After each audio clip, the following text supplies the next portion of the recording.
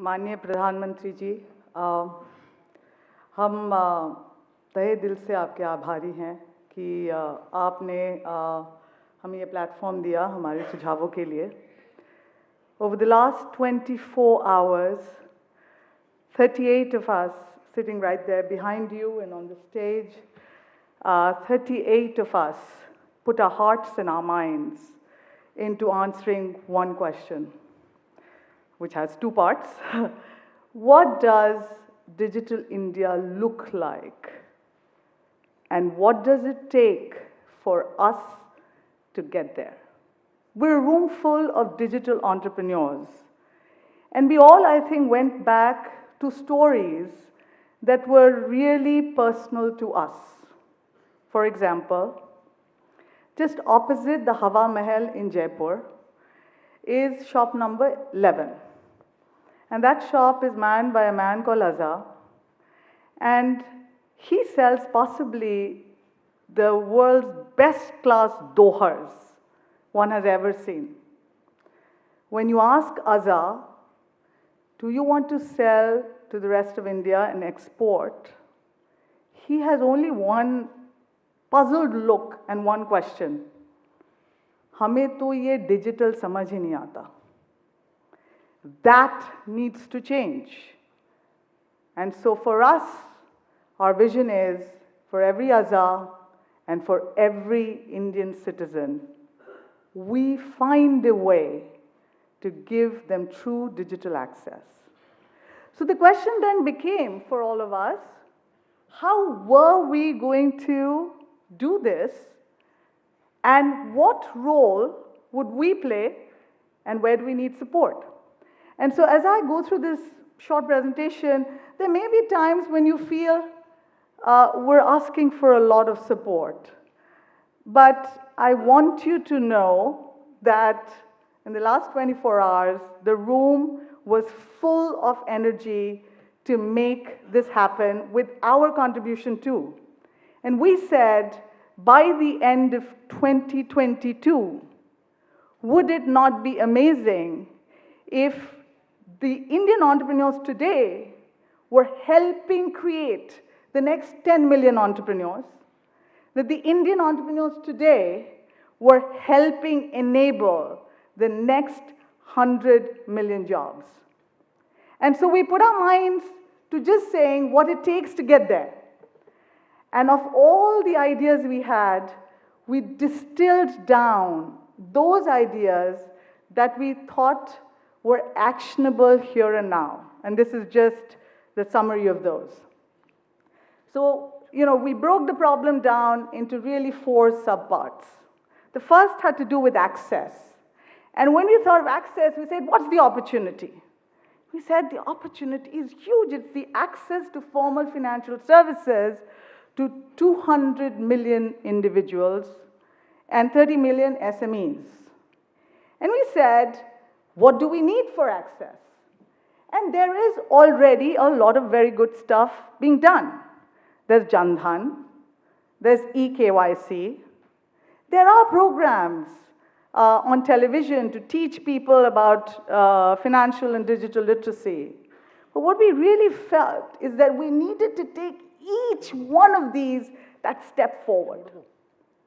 So on the private sector side, we said, you know what? If the government helped us access people through CSCs, through post office, we would be happy to create world-class content, multimedia, world-class regional language content. We can do that. But where we need your help is to have financial and behavioral change with this financial literacy recorded, monitored, so that we know that the content is really coming to use. We looked at Jan Dhan, and we had a lot of debate here. And we said, you know what? Today, there are a whole bunch of transaction classes that you just can't do with a Jan Dhan account. Why so? If we just erase that, and we make that seamless and at par with regular savings accounts. We said, there's so much work done on eKYC. We love it. but we felt that there's still a lot of lack of clarity on whether these things get enforced and how they get enforced and how does a digital contract actually get enforced. We would love to see some precedents there. From access, we then said adoption of digital payments. And we dug out this KPMG report done in Jan 2017, and they did a survey. And in that survey, it was apparent that apparently 88% polled Indians said that they're actually open to adopting digital payments. It's a big deal. Openness is a big deal. It's a big, big open door for us. And of course, KPMG said cybersecurity and so on, but the team here felt that the biggest blocker to make that happen was just the physical reality of this delta in the cost between cash and digital transactions. And as long as that delta exists, how do we push adoption? So we said, okay, let's say we need to equalize that delta. What can we do as the private sector? And my colleagues in the payments businesses said, hey, you know what? Here and now, we can consolidate buying for POS devices. That decreases pricing. That makes it affordable. That's a big deal. We can do that, and we can do that here and now. What else can we do? The merchant MDR rates have already come down. We can take them down further. We need some bank support, but we can take them down. And then what do we need from the government? Because these are things we cannot affect. Would it not be amazing that every time somebody drove up to get petrol and they wanted to pay digitally, there was just absolutely no surcharge? I think, that would enable every auto rickshaw person with a digital payment card to use it.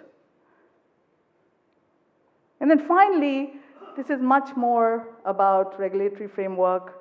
We really would request NPCI to become a GOI, Government of India owned entity, rather than what is perceived as a bank-owned entity.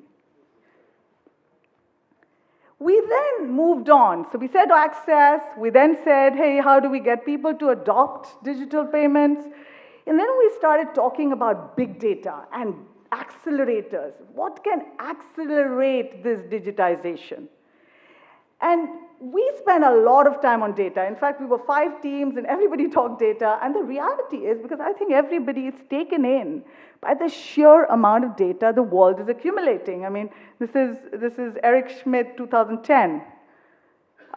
Between the dawn of civilization in 2003, there were 5 exabytes of data created. And then that much data and information is created every 2 days today.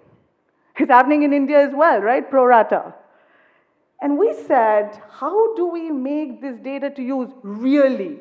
What do we really need to do? We talked a lot about using that data, but what do you say? How do we really make it happen? And on that, we were very, very keen on 2 things. One, we felt that vernacular, local language services, people actually using the internet in local languages, is a huge enabler. And we would love to see the government enable 1,000 G2C services in local language. And then we looked at China and we said for every 7 people added to the internet, they were able to create 1 job. We said for every 10 regional people, we'll be able to create 1 job. And that's the 50 million, that's the math. And then we went on to e-governance, which is a continuation of this big data conversation. And we said e-governance is no longer just about digitization of documents. We want to get to a place where we have real platformization. All the data goes in, there are different skins, the government can use it, the MSMEs can use it, and the entrepreneurs can use it. And the team worked very hard to actually make a very specific use case recommendation.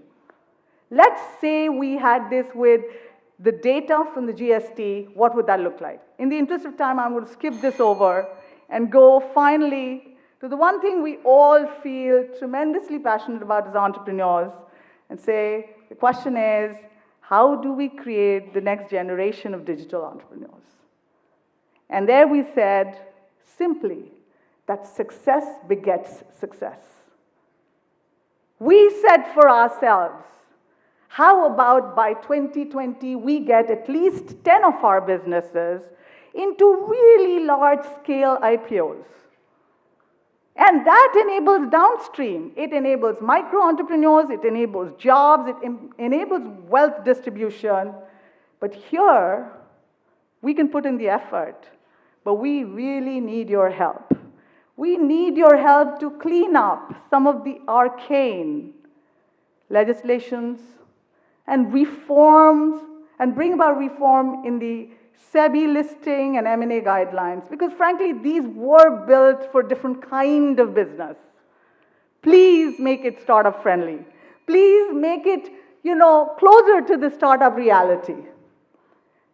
We wanted you to get public and private investment tax to come at par, so that every entrepreneur who made money and made a choice between putting it in the next mutual fund or fund the next entrepreneur as an angel investor, they would choose the latter, not the former, because the tax skews it.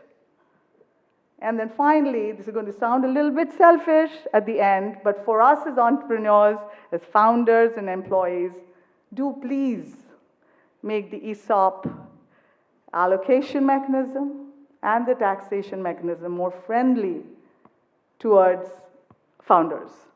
Taxation, sir, please, on sale and not exercise. Thank you very much. I would really love for all of you to give the team a huge round of applause for bringing this together.